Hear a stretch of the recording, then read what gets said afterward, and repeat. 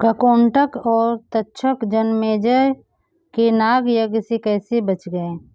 जन्मेजय अर्जुन के पौत्र राजा परीक्षित के पुत्र थे। राजा परीक्षित अभिमन्यु के पुत्र थे।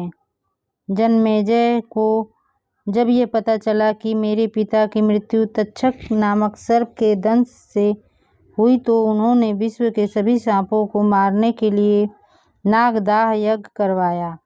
उन यज्ञों की अग्नि में नागों को पटक दिया जाता था। एक विशिष्ट मंत्र द्वारा नाग स्वयं यज्ञ के पास पहुंच जाते थे। देश भर में नागदाह नामक स्थान मिल जाएंगे। संभवतः नागों को दाह से जुड़ा होने के कारण ही यह नाम होंगे। हालांकि उन्होंने यह यज्ञ कहाँ किया था यह शोध का विषय है। कंकोटक ऐसी मान्यता है कि सर्पदाह के एक घनघोर यज्ञ की अग्नि से एक कंकोटक नामक सर्प ने अपनी जान बचाने के लिए उज्जैन में महाकाल राजा की शरण ले ली थी, जिसके चलते वह बच गया। कंकोटक शिव भक्त भी था। शिवजी की स्तुति के कारण कंकोटक जन्मेजय के नाग यज्ञ से बच निकले थे और उज्जैन में उन्होंने शिव की घोर तपस्या की थी। कंकोटेश्वर का एक प्राचीन उपेक्षित मंदिर आज भी 24 खंबा देवी के पास कोट मोहल्ले में है। हालांकि वर्तमान में कंकोटेश्वर मंदिर माता हरसिद्धि के प्रांगण में है। तक्षक जब लाखों सर्प यज्ञ की अग्नि में गिरने प्रारंभ हो गए तब भयभीत तक्षक ने इंद्र की शरण ली। वह इंद्रपुरी में रहने लगा। वासुकी की प्रेरणा से एक ब्राह्मण आस्तिक परीक्षित के यज्ञ स्थल पर पहुंचा और यजमान तथा ऋत्विजों की स्तुति करने लगा।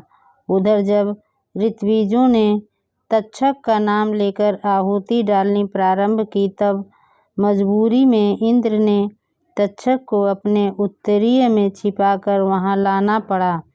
वहां वे तक्षक को अकेला छोड़कर अपने महल में लौट गए। विद्वान ब्राह्मण बालक आस्तिक से प्रसन्न होकर जन्मेजय ने उसे एक वरदान देने की इच्छा प्रकट की तो उसने वरदान में यज्ञ की तुरंत समाप्ति का वर मांगा। बस इसी कारण तक्षक भी बच गया, क्योंकि उसके नाम के आह्वान के समय वह बस अग्नि में करने ही जा रहा था और यज्ञ समाप्ति की घोषणा कर दी गई। कंकोटक कौन था? कंकोटक शिव भक्त भी था। ऋषि कश्यप की पत्नी कद्रु के हजारों पुत्रों में सबसे बड़े और सबसे पराक्रमी शेषनाग ही थे। कंकोटक शेषनाग के छोटे भाई थे। कंकोटक और ऐरावत नाग कुल का इलाका पंजाब की इरावती नदी के आसपास का माना जाता है। कंकोटक शिव के एक गढ़ और नागों के राजा थे। नारद के श्राप से वे एक अग्नि में पड़े थे, लेकिन नल ने उन्हें बचाया और कंकोटक ने नल को ही डस लिया, जिससे राजा नल का रंग काला पड़ गया, लेकिन यह भी एक श्राप के चलते ही हुआ। तब राजा नल को कंकोटक वरदान देकर अंतर्ध्यान हो गए। कौन था तक्षक? 8 प्रमुख नागों में से एक कद्रु के पुत्र तक्षक भी पाताल में निवास करते हैं। पाश्चात्य इतिहासकारों के अनुसार तक्षक नाम की एक जाति थी, जिसका जातीय चिन्ह सर्प था।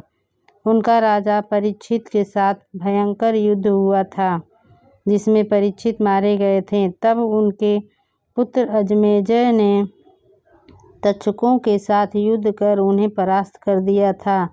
हालांकि इतिहासकार मानते हैं कि पुराणकारों ने नागों के इतिहास को मिथक बनाकर उन्हें नाग ही घोषित कर दिया। तक्षक ने समीक मुनि के श्राप के आधार पर राजा परीक्षित को डस लिया था।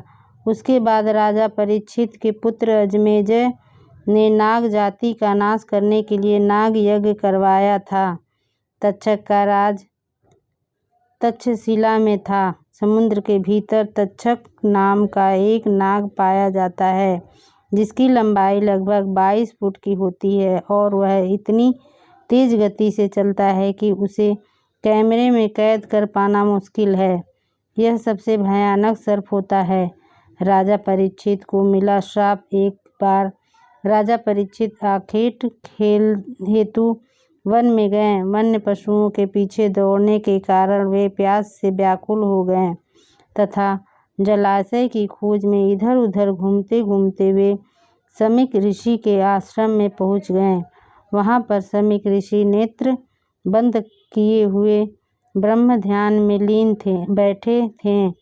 राजा परीक्षित ने उनसे जल मांगा, किंतु ध्यान मग्न होने के कारण समीक ऋषि ने कुछ भी उत्तर नहीं दिया। सिर पर स्वर्ण मुकुट पर निवास करते हुए कलियुग के प्रभाव से राजा परीक्षित को प्रतीत हुआ कि यह ऋषि ध्यान स्थल होने का ढोंग कर मेरा अपमान कर रहा है। उन्हें ऋषि पर बहुत क्रोध आया। उन्होंने अपने अपमान का बदला लेने के उद्देश्य से पास ही पड़े हुए एक मृत सर्प को अपने धनुष की नोक से उठाकर ऋषि के गले में डाल दिया और अपने नगर वापस आ गए। समीक ऋषि जब ध्यान साधना से जागृत हुए तो उन्होंने अपने गले में पड़े मृत सर्प को देखा।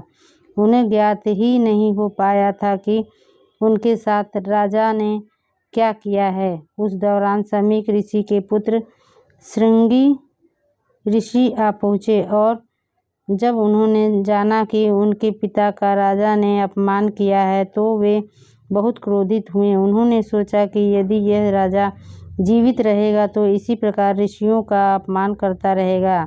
इस प्रकार विचार करके उस ऋषि कुमार ने तुरंत ही कमंडल से अपनी अंजुलि में जल लेकर तथा उसे मंत्रों से अभिमंत्रित करके राजा परीक्षित को यह श्राप दे दिया कि जा, तुझे आज से 7वें दिन तक्षक सर्प डसेगा। समीक ऋषि कुछ समझ पाते इससे पहले तो श्रृंगी ऋषि ने श्राप दे डाला। समीक ऋषि ने अपने पुत्र से कहा कि तूने यह अच्छा नहीं किया। वह राजा तो प्रजा का रक्षक है।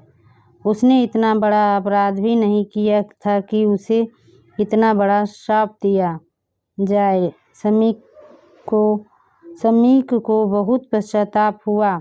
उल्लेखनीय है कि द्रोण पुत्र अश्वत्थामा के ब्रह्मास्त्र प्रहार से उत्तरा ने मृत शिशु को जन्म दिया था, किंतु भगवान श्री कृष्ण ने अभिमन्यु उत्तरा पुत्र को ब्रह्मास्त्र के प्रयोग के बाद भी फिर से जीवित कर दिया था।